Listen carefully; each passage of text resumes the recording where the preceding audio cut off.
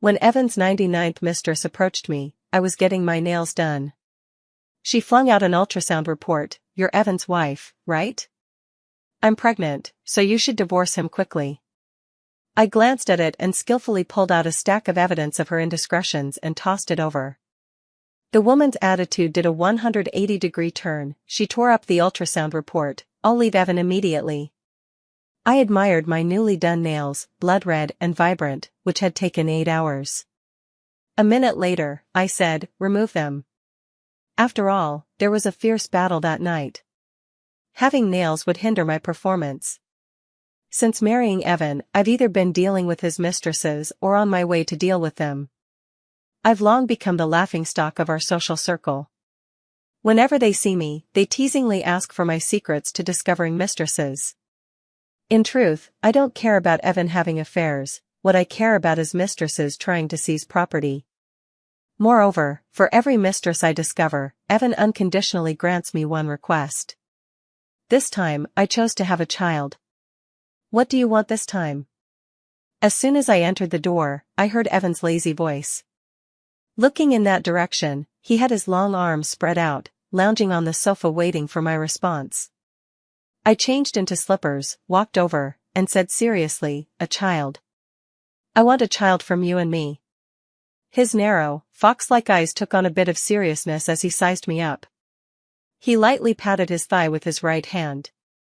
I sat down accordingly. He pinched my waist, and with a pull of his long arm, I fell entirely into his embrace. Gazing at his stunningly beautiful face, I took the initiative to kiss him. At the height of passion, he exerted force while coldly scolding, "Don't delusionally think you can trap me with a child like those other women. Even if you give birth, I could never fall in love with a woman like you who was forced upon me." He used violent force. I frowned in pain, swallowing the cry of agony that reached my lips. I don't know how much time passed. He was called away by a phone call. I lay on the bed, breathing heavily, my hand stroking my flat abdomen. What I wanted was never that pitiful bit of love. Evan is promiscuous, a notorious playboy in our circle. Wealthy merchants in the circle are unwilling to let their daughters associate with him. Even past 30, Evan remains a frivolous wastrel. His parents are deeply worried and have no choice but to expand their social connections downward. Through layers of screening, someone like me, an orphan with excellent academic achievements but from a poor background, entered their view. They simply needed an obedient, sensible woman who could assist Evan. I pretended to be obedient, sensible, and gently cared for Evan in every detail, appearing pitiable and humble. Occasionally, I displayed high emotional intelligence in my remarks, which pleased Evan's parents greatly. Despite Evan's strong opposition, I was still thrust by his side, becoming the ridiculed Mrs. Evan. After that, Evan became even more unrestrained, sometimes taking on 3 mistresses at once. He let paparazzi expose him time and again. As his wife, I had to take on the responsibility of maintaining his reputation. Once, he played too wildly, causing problems for the Jiang group. After being severely reprimanded by Evan's parents, he restrained himself considerably. After that incident, I began my own plan. I started plotting step by step. Initially, my conditions were merely gold, silver, jewelry, and handbags. Then came expensive houses and cars, making Evan think I was just a vain woman. When I had nearly exhausted those conditions, I graduated just in time. Naturally, I entered the Jiang group, climbing upward relying on my own abilities plus the halo of being Mrs. Evan. Ding dong. A provocation from Evan's 100th mistress. It was full of jealousy, every word and sentence revealing her hope that I, as Mrs. Evan, would break down and cause a scene. I casually replied a few sentences, turned off my phone, and walked into the bathroom. Scenes of jealousy come easily to me, but I never immerse myself in such meaningless competitions. What I want is to stand at the pinnacle of power. As long as I concede the Jiang family's bloodline, Evan's parents will shift from tolerance to disdain toward him, thereby nurturing the one in my belly, the new heir. My in-laws indeed frequently urged us to have children. So when I proposed having a child, Evan didn't resist much. He himself loves to play around. As long as I took the initiative more, he was very willing to be intimate with me in bed. But every time intimacy ended, he was called away by a woman on the phone.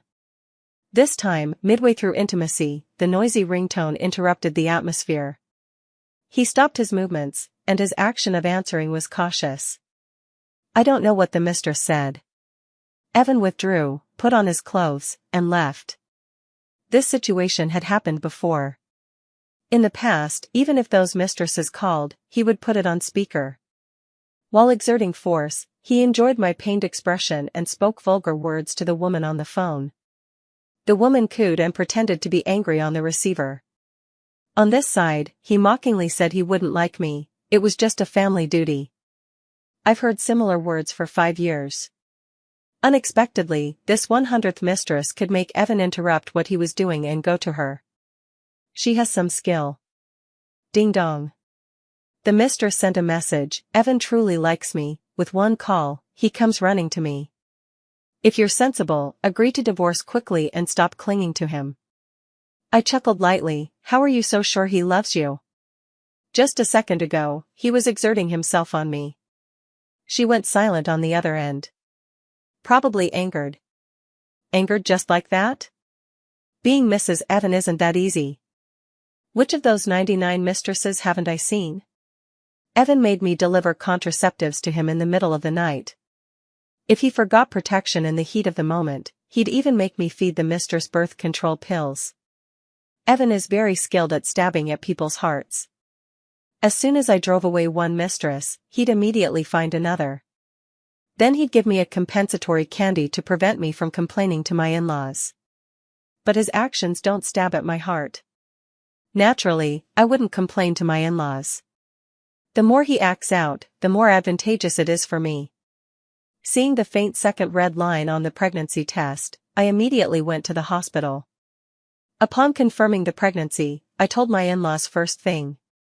They happily invited Evan and me to the old residence for dinner. That night, heavy snow fell. The winter wind was bone-chilling. Midway, Evan received a call from his mistress, Evan, help, the call cut off. He slammed on the brakes and urgently shouted for me to get out. I glanced sideways at his sharply defined face. His cheeks showed a serious expression that had never appeared with the previous 99 mistresses. He was serious. He had taken this Luna to heart. Seeing I didn't move, he lifted his leg. His long leg easily kicked open the passenger door and booted me out of the car. Go by yourself, he said anxiously, then floored the accelerator toward Luna's home. I had investigated Luna, her family conditions were poor. She had a younger brother, and her parents favored sons over daughters. At a young age, she worked in a bar and accidentally had a one-night stand with him.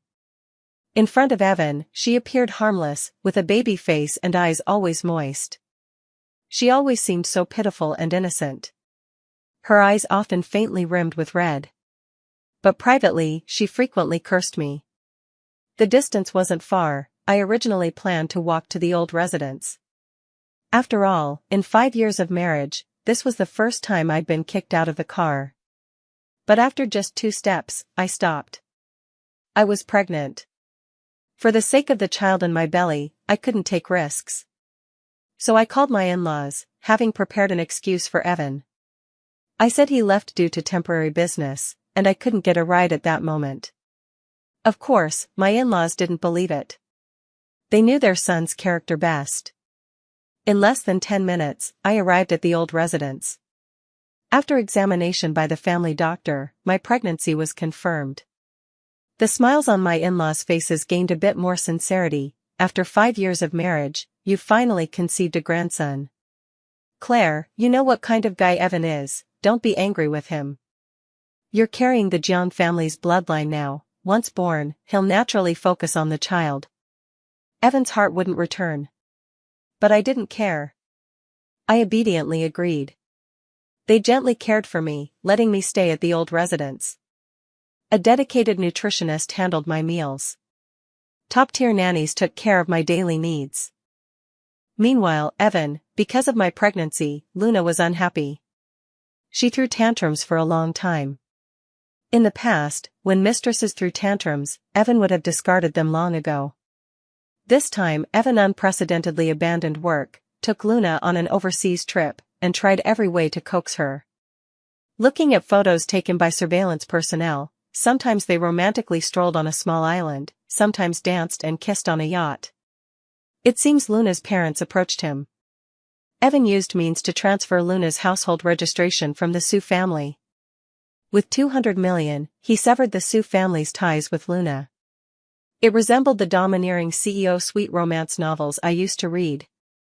The CEO uses means to handle everything for the female lead, resists the wealthy parents, and lives sweetly. Unfortunately, life isn't a novel. Money can't sever blood ties, it only nourishes greedy appetites. During this period, I wasn't idle either. While helping Evan handle the public accounts he drew from, I persisted in climbing upward in my position. My ambition was written on my face, very obvious. Several times, I used my private money to buy photos from paparazzi and hid them. My in-laws secretly monitored me too. Seeing me acting suspiciously, they thought I was cheating and rushed over, only to find paparazzi photos. Looking at me with a bit of genuine affection, all these years, it's been you covering up Evan's dirty affairs, you've worked hard. I smiled slightly, Mom, this is a daughter-in-law's duty. She patted the sofa beside her, signaling me to sit over. Holding my hand, from now on, you don't need to worry about these things, we old couple can handle them. Just focus on nurturing the fetus, don't go to the company. The grandson's healthy birth is the priority. Leaving the company would mean cutting off my access to internal information. Impossible. I pursed my lips, Mom, I know my limits, it won't affect the child's health. I like working. Once I stop, I tend to overthink. My mother-in-law looked at me and silently transferred $10 billion to my account. They had always been good to me. Every so often, they'd deposit money into my account, mostly $1 million at a time. I didn't need it daily, so I saved it all, amounting to tens of millions. $10 billion was a first. It meant I had gambled correctly. I smiled and thanked my mother-in-law for her affection. After she left, I looked at the $10 billion and, without blinking, donated it to Project Hope. My hand slowly rested on my flat abdomen. What I wanted was more than this $10 billion. I wanted the entire Jiang family to belong to me. Power is the most wonderful remedy. After Evan returned, learning I was staying at the old residence, he directly brought Luna home. According to the nanny there, Luna hated my scent. She threw away all the incense in the house. Anything related to me was also indifferently discarded by Evan. The entire house was sprayed with a strong orange perfume scent. The nanny once complained to me, Madam, that's a very cheap perfume smell, but Sir prefers the pungency and insists on letting her spray it. My belly grew day by day. I still navigated the company, and as my in-laws valued me more, the company internals naturally began to value me too. Plus my abilities, I helped the company avoid several reputation crises multiple times. I began to access the core layer. In contrast, Evan cared less and less about work. His concern for Luna escalated, to the point of disregarding company interests. Whenever Luna's family came causing trouble, he'd draw from public accounts. Each time nourished the Sue family's greed. His playboy immaturity irresponsibly used public funds as proof of their love. He even stuffed Sue family members into the company. Just because of Luna's word, after all, it was her own brother. Even if her brother did wrong and I caught him to fire him, he'd just impatiently say, Can you stop always targeting Luna? I've always been obedient. Naturally, I listened to my husband and no longer targeted her. In turn, he arranged the clueless Luna as my secretary. Luna understood nothing. She couldn't keep up with my pace, didn't understand what I said. As soon as I spoke, her eyes would redden, then she'd go to Evan, crying without speaking. Evan would burst in, berating me who was heavily pregnant. With Luna's help, the company successfully lost several orders. Yet Evan blamed my incompetence, telling me to hurry home and nurture the fetus. I silently endured. As I approached delivery, Luna clearly felt anxious. She tried multiple times to cause me to miscarry. Seeing me evade her plots several times, in a fit of anger, she directly pushed me down, causing premature birth. I clutched my belly in pain, blood starting to flow from below. I looked at my nominal husband Evan, husband, blood, our child. Evan protected her behind him and said coldly, "Children can be reborn, who told you to bully Luna? Serves you right. No one is allowed to help her." Luna hid behind Evan, smirking triumphantly at me. She wanted to drag it out until my child died. Unfortunately, my pregnancy was highly valued by my in-laws. Eyes they planted were everywhere. Seeing me fall, they panicked, supported me, and nervously sent me to the hospital. Luna was unwilling, blocking the elevator door to prevent help. Without thinking, they kicked Luna aside, slapped her, and hurriedly took me to the hospital. Their bosses were my in-laws, the grandparents of the baby in my belly. Not Luna. They knew this clearly. My in-laws, upon learning, immediately came over, demanding Evan break off with Luna. Yet Evan openly knelt before them, "Mom and Dad, I'm serious about Luna. My heart has only her. Anyway, the child you wanted, I've given it to you. Once Claire gives birth, I'll divorce her, marry Luna, and let her care for the child." As the loud infant cry came, I knew Evan was finished. The gender had been checked in the womb early on. It was a son. Exactly what I sought. Only a son could win over the Jiang elders' hearts. Right after birth, the son was taken for paternity testing. Evan knelt outside the delivery room, sincerely kowtowing to his parents. "Mom and Dad, Luna knows she was wrong, it was Claire provoking her, and she lost control momentarily. Luna promised me it won't happen again. Anyway, I don't like Claire, just give the child to Luna, let her make amends." My father-in-law kept a stern face without speaking. My mother-in-law stared at him quietly, her eyes full of disappointment. "Give to Luna? Your dad and I aren't in the company, but that doesn't mean we're blind. If not for Luna pushing Claire, how could she have premature birth? Do you know prematurity has risks?" Evan was unconvinced inside. How dangerous can it be? It's just Claire deliberately targeting Luna and inducing premature birth. Mom and Dad, my heart has only Luna. At worst, Luna and I can give you a child, it's the same. At that moment, the paternity test results came. They were sent to my father-in-law's phone. He showed it to my mother-in-law. When it showed biological father-son, the last bit of indulgence in her heart completely dissipated. "You and Luna have a child? Claire is the daughter-in-law we selected, known to everyone in the circle. At this time, if her child died and you had a child with that cheap woman outside. If others knew, how would they view the Jiang family's upbringing? How would they gossip behind our backs?" My mother-in-law's tone grew heavier each time. She was truly angry. Evan had never seen her angry before. In the past, no matter how he fooled around, they'd laugh it off and later advise him to be careful daily. But this time, she actually yelled at him. Kneeling, he looked at his father. "Dad, I don't like Claire at all. You wanted Claire, and I gave her to you, now I just want to be with Luna, is that not allowed? Why do we care what outsiders think? This is our family matter." My father-in-law sighed helplessly, his eyes full of disappointment toward him. Though they indulged Evan, they had boundaries. Before, there was no alternative but to cultivate him. Previously, though playful, he knew limits and wouldn't joke with the company. Now, he disregarded the company's reputation entirely, letting a mistress run amok over his legitimate wife. Moreover, I was their carefully selected premium daughter-in-law. Good figure, good image, matching appearance, high IQ, and emotional intelligence honed over 5 years quite well. Externally, I was impeccable, praised by all as a good daughter-in-law. Whether company or home, I managed everything orderly. Orphaned, clean background. What about Luna? Her appearance inferior to mine, looks okay, but education truly poor.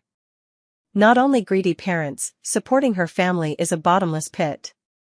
No matter how much wealth, it could be greedily taken. How could such inferior genes enter the Jiang family? It would invite much ridicule. Evan was already a bastard. If his choice of spouse was poor too, the Jiang group's future would surely decline. They had struggled their whole lives and absolutely wouldn't allow such a possibility. Hearing this, Evan went mad, standing up to protect Luna behind him. I hate this kind of talk from you the most. Luna is good in every way. Just because her strengths aren't in these areas doesn't mean she's inferior. She can't choose her background. Should we blame her for that? I have the ability, can't I support her? With support, Luna will definitely not be inferior to Claire in the future. I thought you parents were open-minded, but you're feudal too. After saying that, Evan angrily led the red-eyed Luna away. Before leaving, he declared that if they didn't agree to their marriage, he'd never return to the Jiang family. My mother-in-law's expression was indifferent. Victor, let's go see our grandson. As for our son, he has his path, let him be. Evan ran far out, looking back several times without seeing his parents. In the past, they would surely chase after, persuade kindly, advise against tantrums, then agree to many things, allowing him to make demands. But this time, his parents didn't come out. Luna bit her lip, released his hand. Evan, maybe you should go back. Uncle and aunt are for your good. I understand their well-meaning advice. I know my family is bad. I can't drag you down. His gaze was firm. What drag down? You've always been great, 1,000 times better than Claire. Luna, since I've chosen you, it can only be you this lifetime. I'm their son. I don't believe they'd really abandon me. Don't worry, once Claire is discharged, I'll divorce her. I was wheeled back to the ward, looking at the little one in my arms who had finished milk and was sound asleep. My heart melted completely. Evan's genes are really good. Fused with mine, even newborn, one could see he was a beauty in the making. I couldn't resist, carefully pinched his cheek. The little guy seemed to feel it and rubbed against my fingertip. Too cute. The ward door opened. I saw my in-laws enter. I sat up, smiling weakly. Mom and Dad. Look, the little guy is so cute. You name him? Hearing this and seeing the cute little bundle. My in-laws' eyes softened like spring water, unbelievably gentle. To build a close relationship with the child, I must let them participate. Naming is the most crucial step. Each time they call the name, it deepens the intimate bond. After discussing for a while, my in-laws named him Adrian. How about that? I nodded. Good name. With curved brows and eyes, I looked at the little guy. Adrian, Grandpa and Grandma named you. Adrian was very cooperative. He just opened his eyes and grinned at his grandparents. It melted their hearts, and they came every day. Upon discharge, my mother-in-law passed the ancestral bracelet to me. This was passed from Evan's grandma to me. Now I pass it to you. You've worked hard. After discharge, they often picked up Adrian to play. I directly didn't interfere. In-laws are Adrian's grandparents. Even with generational affection, they know how to educate children. I peacefully did my postpartum recovery. On the 8th day of recovery, I received a divorce agreement. With red eyes, I sat on the sofa dazed for a long time. My in-laws, upon hearing, came running with Adrian. They participated in Adrian's every bit, making him very attached to them. Wherever they went, they had to bring Adrian. I did recovery at the old residence but in another villa, not living with them. My mother-in-law asked, "What's wrong? You can't cry during recovery." Her tone worried. I handed over the divorce agreement. Angered, my mother-in-law kept a cold face without speaking for a while. Adrian clearly sensed something wrong and grinned hard to amuse her. My mother-in-law sighed deeply. Told me not to worry, they'd handle it. Let me recover well. I nodded with red eyes. Each in-law deposited 10 billion into my account. They also gave me 10% of the group share specially. Yet I didn't dare truly relax daily. I'd work online occasionally, monitoring company dynamics in real time. On the first day after recovery, I boldly dealt with the group's parasites. Namely, the relatives Luna tried every way to stuff in. Whether brother or cousins from uncles and aunts. All dealt with. Evan deliberately sought me out, questioning if I was deliberately targeting Luna. I lowered my head handling business, ignoring him. He grabbed my wrist, pulled me out, and threw me on the sofa. Claire, I'm asking you. What? Now that you've borne my child, you don't take me seriously? I tell you, I'm parents' biological son, don't think bearing a child makes you secure, I must divorce. I laughed. He glared, what are you laughing at? I now feared no wastrel. Laughing at your stupidity. Trampling parents' boundaries repeatedly for a woman. This group was built by parents' lifetime struggle, a wall cast of blood and sweat, why let you ruin it? Evan angrily slapped me. It's not for an outsider like you to meddle in my family affairs. I quietly watched his near-breaking expression. Your beloved Luna's relatives, during their time in the company, caused many business losses. They also started arrogantly, bullying others, causing employee complaints and disrupting order. In-laws spared them for your face. But I can't let the company be ruined by them. Evan growled low, what justice are you pretending? Jiang Group is vast, how could it care about those losses? I rubbed the slapped spot. Parasites, if not eradicated, will gnaw at the tree's heart. Evan, please leave, I still have business to handle. Whoosh. 5 black-clothed bodyguards burst into the office, staring straight at Evan. Evan immediately saw whose people they were. He roared, I'm the Jiang Group heir. Pointing at me, throw this bitch out. I've already divorced her, she has no right to be with me. The bodyguards looked at me, at Evan.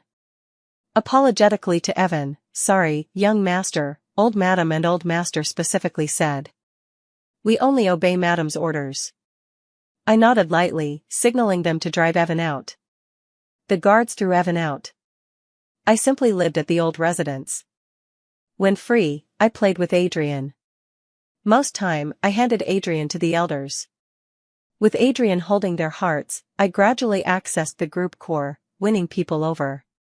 Meanwhile, Evan, for being too excessive, had his financial sources cut by in-laws. He wasn't incapable, he found a job on his own merits. But no matter the job, he couldn't return to former circumstances. From frugality to luxury is easy, from luxury to frugality is hard. Luna, having tasted good days, couldn't return to bad ones.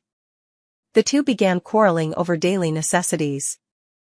Especially after I drove out the relatives, those relatives said very ugly words.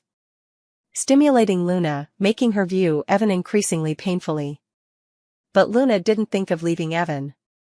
Because she was still gambling. Gambling that Evan was their biological son, they'd take him back. Since that divorce agreement was handled, in-laws never mentioned it again. Evan didn't seek me either. After all, he was their biological son, they worried if truly divorced, later if Evan regretted, I wouldn't help. After Adrian could walk, he changed daily, in a blink, he was 3. The little guy was truly smart. Inheriting all advantages, not only strong learning ability from young, but impeccable EQ. Always coaxing in-laws to laugh heartily. Adrian held them tightly, often pestering them.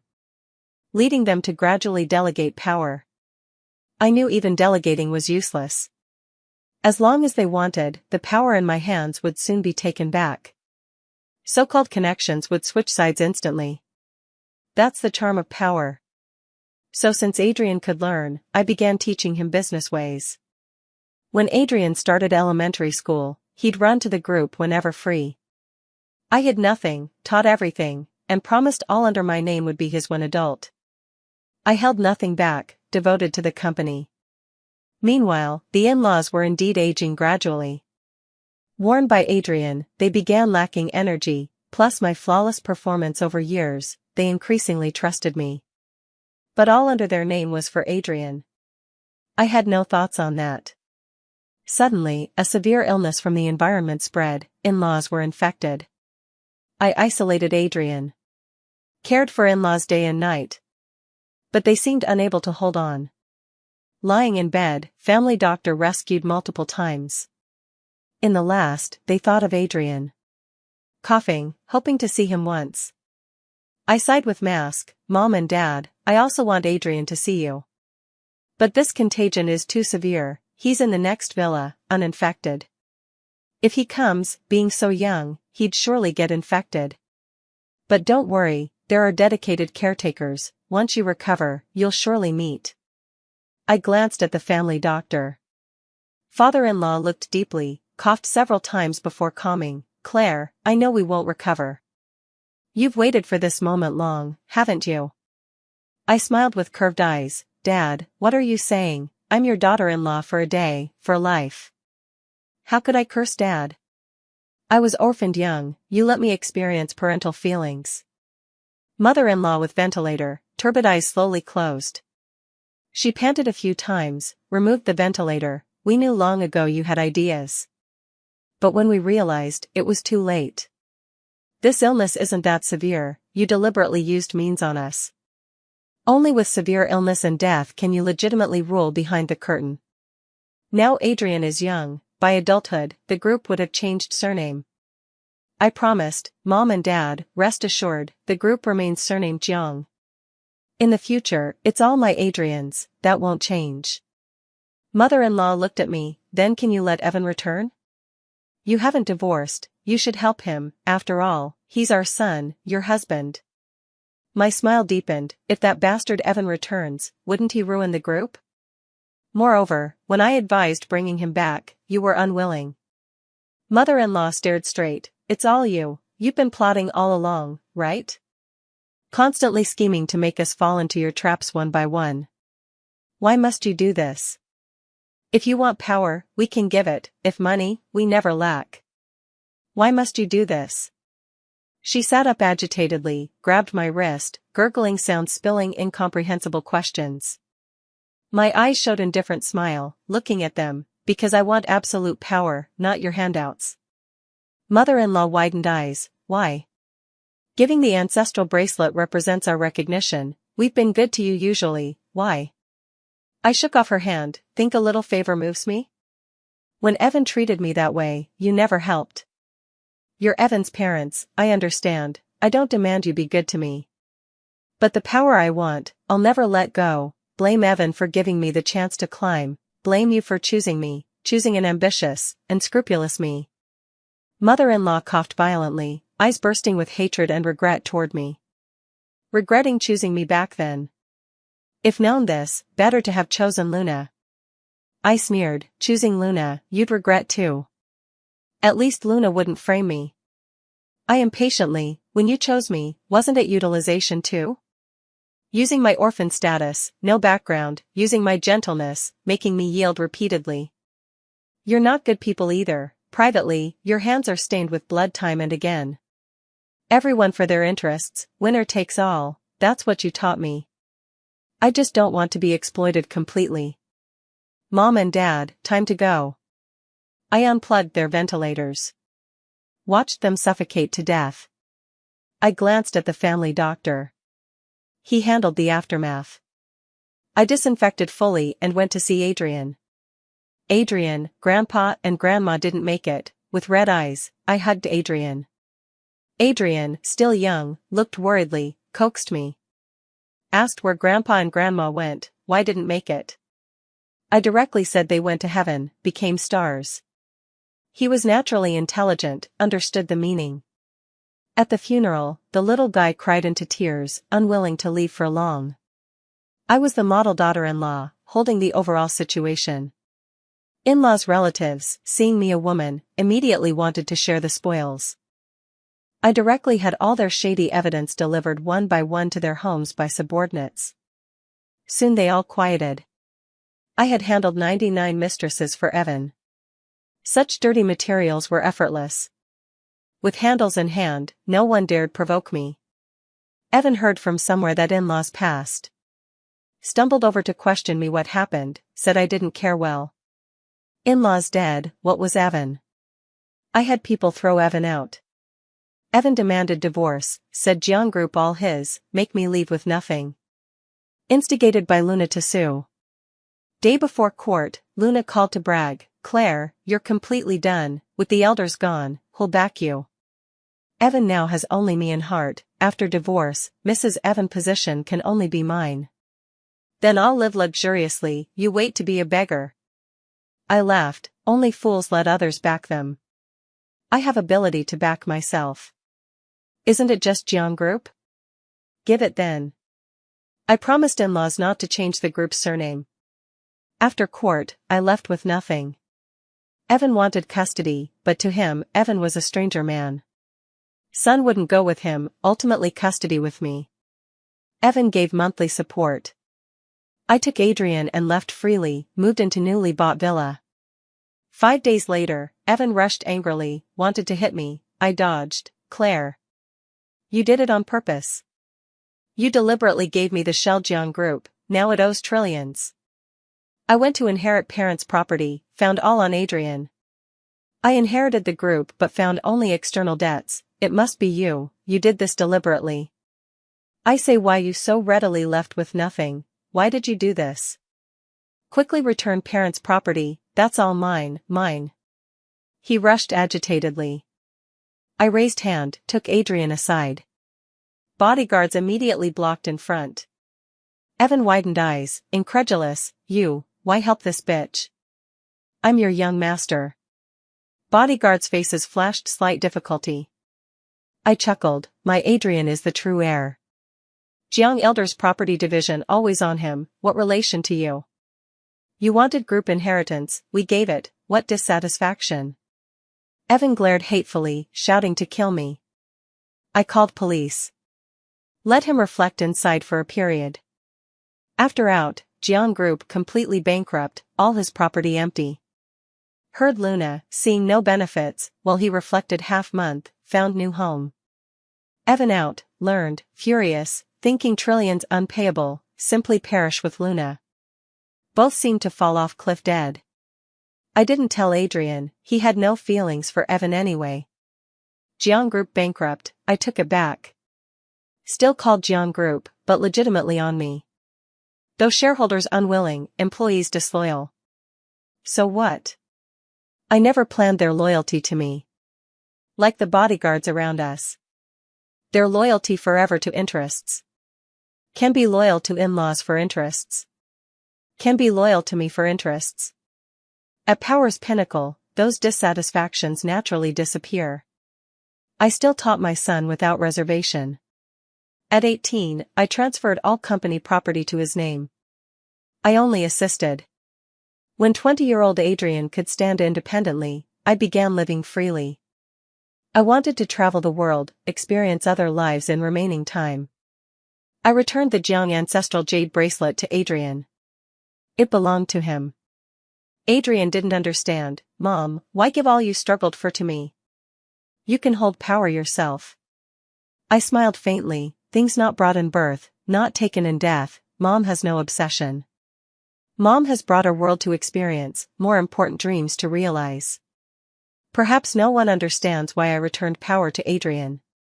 Could hold it myself. But I don't want to stop here. Under my education, Adrian changed many things.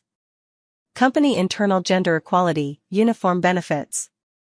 Upon leaving, Adrian personally saw me to the plane. My destination was the orphanage that raised me. I've always helped this orphanage, donating yearly. I plan to properly educate all girls, let them master resources themselves. Strive to climb up.